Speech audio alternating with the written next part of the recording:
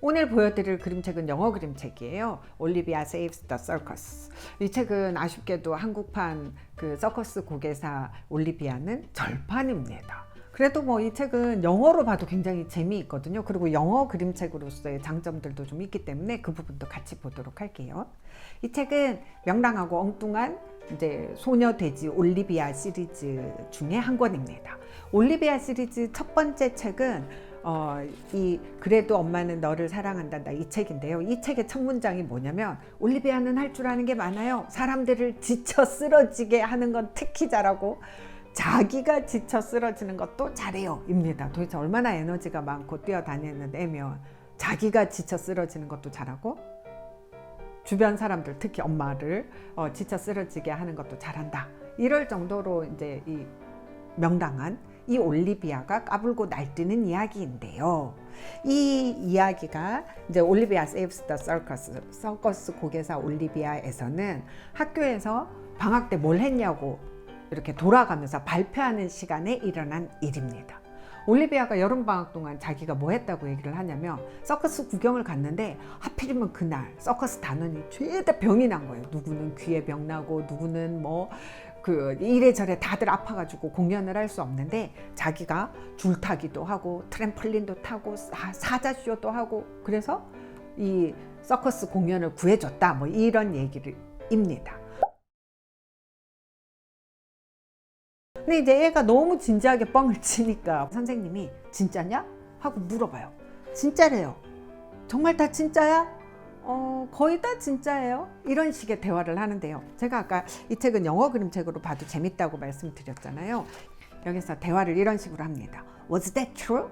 선생님이 물어봐요. 그러면 얘가 대답을 Pretty true, all true, pretty all true, 거의 다 진짜예요. 뭐 이런 식의 대화를 되게 이렇게 핑퐁 이렇게 탁구하듯이 그렇게 주고받거든요. 이런 영어 뉘앙스와 대화를 익히기에 정말 영어 그림책이 너무너무 유용합니다. 저는 이 책을 아이들에게 읽어줄 즈음에 평상시에 아이들과 영어로 대화를 하지는 않았지만 못했지만 이런 대화는 외웠다가 꼭 하곤 했어요. 그러니까 가령 애가 배고파요 안 하고 배고파 죽겠어요 요 정도만 해도 정말 배고파 죽겠어? 죽을 정도야? 꼴까닥하겠어? Was that true? 이렇게 이제 그림책 속에 나오는 한 문장을 외워서 해요. 그러면 몇 번만 하면 애가 이제 요 그림책을 자기도 기억을 하니까 거기에 맞게 대답을 하는 거예요. 이렇게 요 부분 대화만 영어로 하는 거죠. 이거는 사실 영어 공부를 한다는 느낌보다 일종의 독후 활동 역할극입니다. 애들이 뻔뻔하게 이렇게 뻥치는 거면서도 진짜야? 진짜요? 정말 진짜야?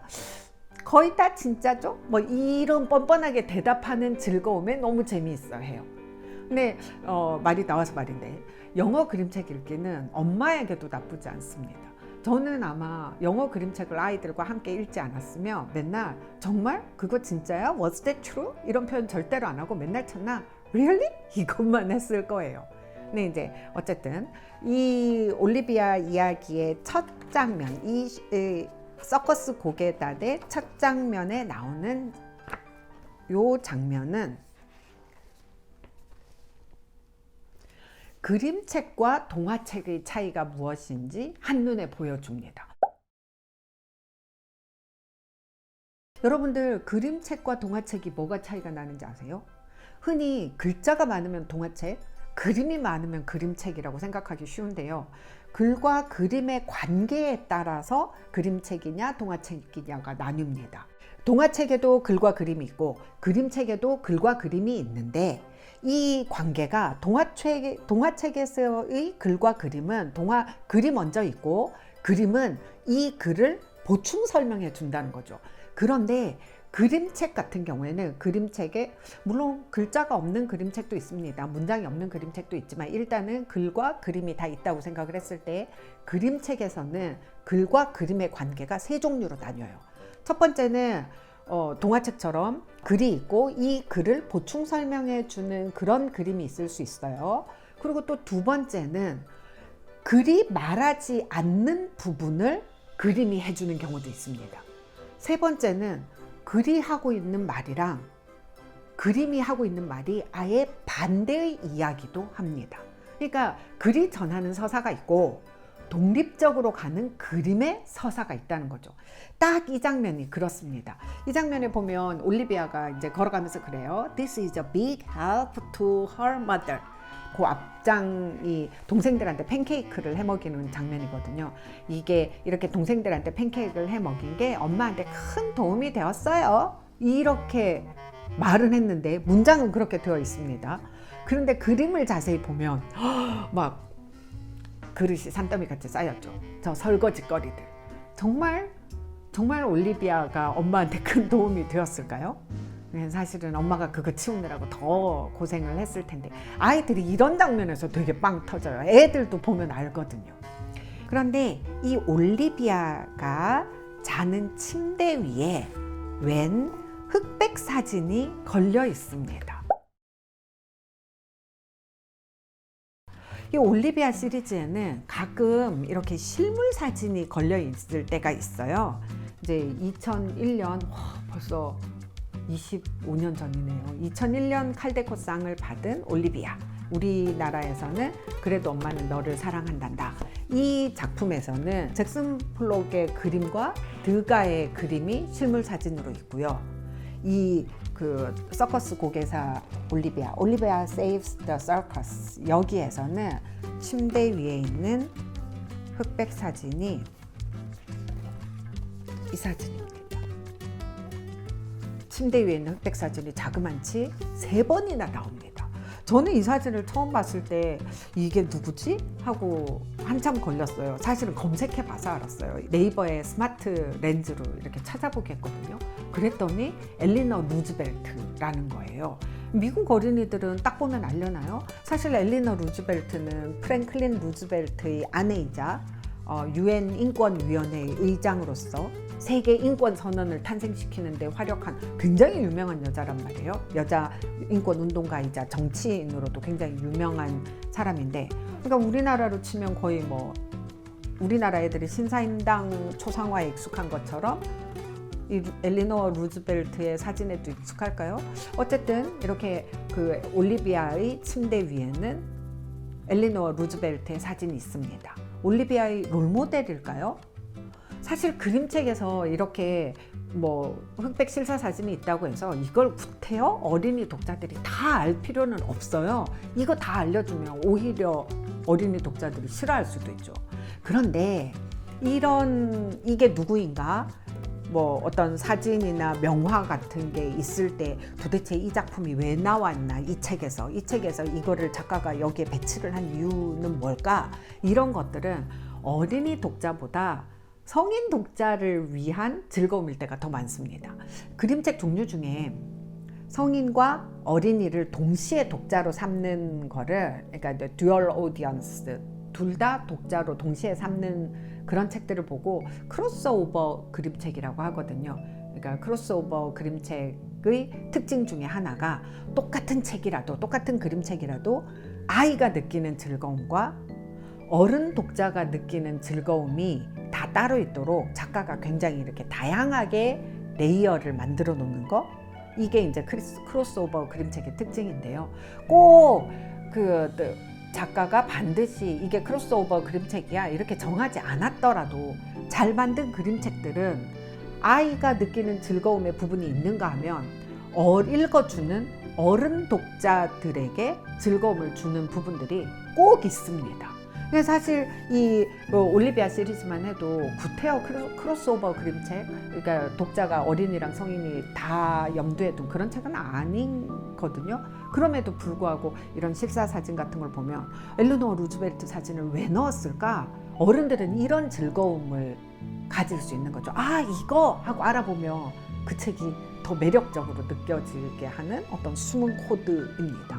올리비아 방에 엘리노 루즈벨트의 사진이 있는 것도 애들은 사진이네, 자기 할머니인가 이러고 넘어갈 수도 있지만 성인 독자는 이거 엘리노 루즈벨트가 롤모델인가, 얘가 지금 공주 그림을 붙여놓는 게 아니라 인권 운동가이자 정치인의 사진을 붙여놓다니, 올리비아 얘가 지금 정말 뻥치고 까부는 것 같지만 서커스단을 구하는 것처럼 세상을 구할 꿈을 갖고 있나 보다. 와, 이렇게 속뜻을 읽는 즐거움을 누릴 수 있는 거죠. 아니, 물론 이거 성인도 몰라도 됩니다. 저도 몰랐다고 그랬잖아요. 성인도 몰라도 되는데 알면 더 재밌는 코드, 이런 걸 또 숨겨놨군 할 수 있는 장치가 이 그림책에 하나 더 있습니다. 제가 이렇게 올리비아가 서커스단에서 뭐 했나 이렇게 보다가 저 혼자 보고 빵 터진 장면이 있었어요. 이게 뭐냐면, 요즘은 문신이 되게 흔하지만요, 옛날 서커스단에는 이렇게 온몸에 문신을 한 사람이 그 자체로 구경거리가 되던 시절이 있었거든요. 올리비아가 온몸 문신 인간을 흉내내는 장면인데, 뭘 문신으로 새겼나 하고 보면 가슴팍에 Remember the Main 이렇게 쓰여 있습니다. 아니, 메인이 뭐길래 잊지 말고 기억을 하라는 걸까요? Remember the Main. 이거는 1898년에 있던 어떤 역사적 사건을 배경으로 하고 있어요. 1898년에 이제 미국 밑에 있는 그 쿠바 하바나 항에 미군 전함이 정박하고 있었는데, 그 전함 이름이 메인입니다. 근데 미군 전함 메인호가 갑자기 침몰한 거예요. 장교와 병사들이 수백 명 죽었죠. 아니, 도대체 멀쩡하던 이 군함이 왜 전함이 침몰했을까? 뚜렷한 물증도 없이 이거는 스페인 때문이다, 뭐 이렇게 됐어요. 신문들이 막 써댔죠. 그러면서 메인호를 기억하자, 스페인이 폭탄을 설치했어, 스페인이 복수하자, 뭐 이렇게 하는 바람에 이제 미국은 스페인의 전쟁을 선포하고 스페인이랑 싸워가지고 대승을 거둡니다. 스페인 국가랑 이렇게 싸운 게 아니라 그 쿠바에서요. 미국은 스페인의 전쟁을 선포하고 대승을 거뒀는데, 요 당시만 하더라도 미국 상황을 좀 더 보자면 멀로 대통령이 대통령이었거든요. 이제 1890년대 같으면 막 그 유럽 열강이 전 세계를 대상으로 식민지를 막 만들어 나가던 시절이란 말이에요. 뭐 이렇게 남아메리카 지역은 스페인이랑 포르투갈 뭐 이런 데서 막 오고, 프랑스는 인도네시아 뭐 이런 데로 막 가고 그랬잖아요. 이렇게 하지만 미국의 멀로 대통령은 멀로주의라고 해서, 여러분들 옛날 사회 시간에 배웠던 거 기억나세요? 제국주의적인 확장을 해나가지 않겠다. 너무 당신들은 어쩌하든 간에 우리는 서부 개척하고, 그리고 남북전쟁도 하고, 이렇게 국내 문제에 훨씬 더 집중하고 있었거든요.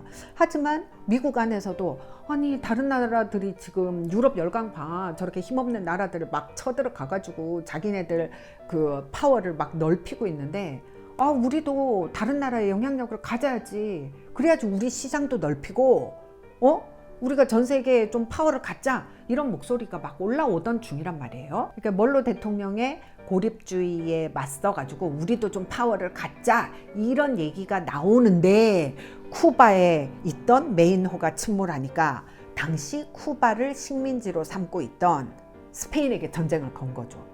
애초에 메인호는 스페인이 쿠바를 너무 악독하게 지배한다고 해서 쿠바에 있는 미국인들을 보호하겠다고 간 거였거든요. 그러니까 애초에 처음부터 스페인에 맞서서 쿠바로 간 거기는 하죠.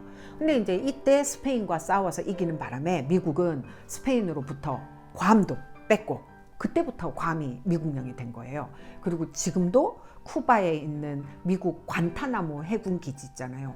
영화 배경으로도 되게 많이 나오고, 인권 이야기 나오면 이 관타나모 해군 기지 얘기, 관타나모 감옥 얘기 되게 많이 나오는데, 그 관타나모 해군 기지를 이때 스페인으로부터 쿠바의 관타나모를 얻어냅니다. 그리고 요걸 시작으로 세계 경찰 국가의 이미지를 얻기 시작하죠. 그러니까 스페인이 쿠바에 가서 악독하게 하거나 말거나 이렇게 넘어가는 게 아니라, 너네가 너무 쿠바에 악독하게 하고 있는 거 아니야? 우리가 옆에서 보기에 그냥 볼 수 없네 하고 껴들기 시작한 거죠. 신흥 강대국 미국의 등장입니다. 신흥 강대국 미국이 정말 세상에 그때까지만 해도 이 남아메리카랑 다 힘을 뻗어 나가던 스페인이랑 붙어가지고 싸웠다, 이겼다, 새로운 미국이 등장했어. 이걸 전 세계에 알린 사건입니다. 심지어 우리나라 독립신문 있잖아요. 우리나라 독립신문이 첫 호회 이렇게 독립신문이 낸 첫 호회는 한국인이 낸 최초의 호회이기도 합니다. 이 독립신문이 낸 첫 호회 뉴스가 이 메이노 사건이었대요. 스페인이랑 미국이랑 싸워가지고 미국이 이겼다. 그러면서 Remember the Maine, 이거는 그러니까 이제 스페인이랑 싸우자 하면서 Remember the Maine, to hell with Spain, 이겁니다. 스페인을 지옥으로 보내자. 그러니까 이 문장은 그 일이 있고 난 이후로도 그러니까 사람들이 우리가 힘을 뭉쳐서 미국을 위해서 싸울 때야, 이럴 때마다 인용된 문장인 거죠. 한마디로 이렇게 위기감을 조성해서 애국주의를 좀 자극하고 전쟁을 선동한다, 이런 대중 선동을 할 때 쓰는 대표적인 문장. 그 이후에도 군인, 애국, 충성, 사나이 뭐 이런 느낌으로 쓰는 문장입니다. 올리비아는 힘세고 근육 울룩불룩한 사람이 이런 문신을 하니까 자기도 멋져 보이려고 이런 문신을 한 자기를 상상한 거겠죠. 이런 역사적 배경이 있는 어떤 문장을 아이가 쓴 문신 문장에서 어른이 발견하면 또 이렇게 팍 터지지 않겠습니까? 애들한테 이거 다 설명할 필요는 없지만 보면서 그렇게 생각하는 거죠. 어이구, 지도 이렇게 울룩불룩 근육 파워를 갖고 싶었구나. 근데 이런 것들을 눈치채는 즐거움, 이게 정말 똑같은 책을 읽고 또 읽고 엄마 또 읽어줘 한 번 더 뭐 이렇게 읽어줘야 하는 즐거운 고통에 빠진 양육자들에게 그림책을 읽어주는 작은 기쁨이 되는 거죠. 그런 기쁨들을 여러분들이 그림책마다 이렇게 잘 좀 찾아내시면 좋겠고요. 제가 찾아낸 거 많이 말씀드릴게요.